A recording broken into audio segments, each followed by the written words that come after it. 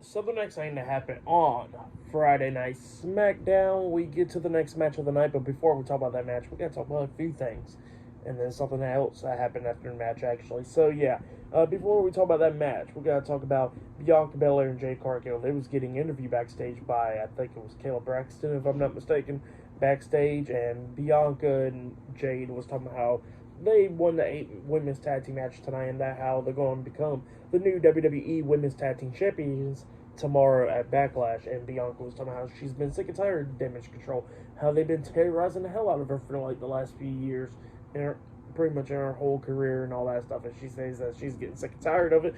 Bailey and Naomi's in the room, and she's staring at Bailey the whole time saying this, and she says that she can't wait to pretty much get rid of Damage Control. So yeah, that's what she says there, and yeah, intense stuff right there. But then after that, we see Nick Aldis talking to Carmelo. He's backstage, and Nick Aldis is like, "Yeah, great showing last week against Cody Rhodes." And Mello was like, "Yeah, thank you." And he says that he done pretty good and all that stuff. And then all of a sudden, Bobby Lashley comes backstage, and Lashley was like, "Hey, nice to meet you, Mello." And Mello says the same thing. And Bobby Lashley was like, "Hey, if you need anything or any type of advice, talk to me and I'll help you out." And Mello was like, "Thank you, but I don't need no advice because you see how good I was out there last week." And yeah, that's what he was saying. And Lashley looks at me and goes like, "Yeah, you are pretty good, but it doesn't matter if you lose, right?" And Mello was talking, and Lashley tells him, he goes like, you shot, but you missed."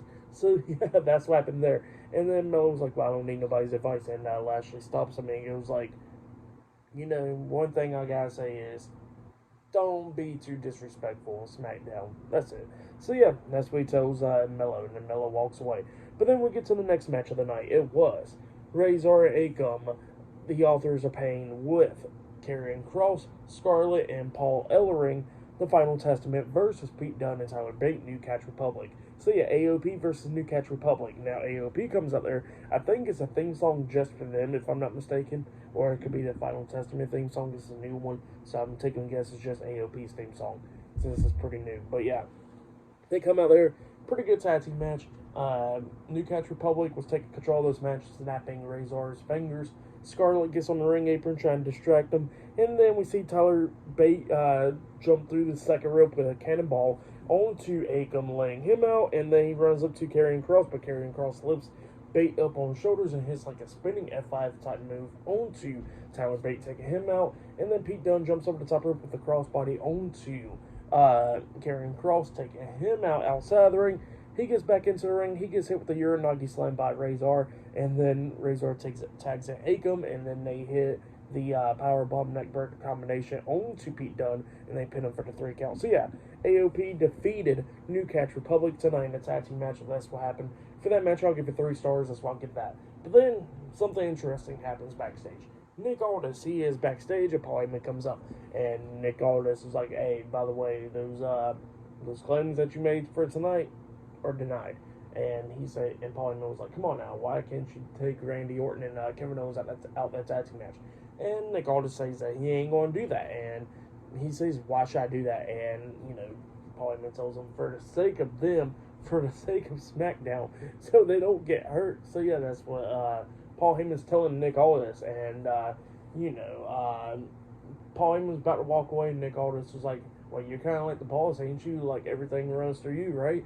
And then all of a sudden, Paul Heyman accidentally slips up, and he says that he hasn't talked to Roman Reigns since WrestleMania. That was the last time he talked to Roman Reigns. And then Nick Aldis was like, "Hold up, excuse me? What did you just say?"